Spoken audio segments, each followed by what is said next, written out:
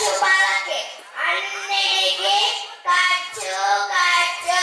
తెల్లవారితే సమస్య, నోరు విప్పితే డబ్బు, అడుగు వేస్తే అన్నిటికీ సాకు.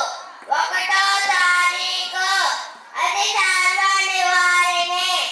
ఒకటో తారీఖు అని 30 రోజులు ఎదురు చూసాం సార్. చివరికి ఇలా వచ్చాల వెళ్ళిపోతున్నది. వరద బాధ్యతలను ఆదుకోవడానికి హెలికాప్టర్ వచ్చినట్టు. ఒకటో తరగతి వాడికి, రెండో తరగతి వాడికి, మూడో తరగతి వాడికి, ఇలా అన్ని తరగతుల వాడికి ఎదుగుదల ఉంటుంది. ఒక మధ్య తరగతి వాడికి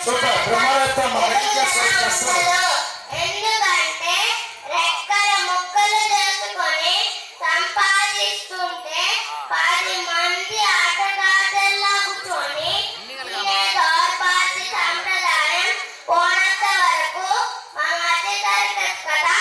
ఇంతే. Thank you. Very good. Super చెప్పాడు. మధ్య తరగతి వారి కష్టం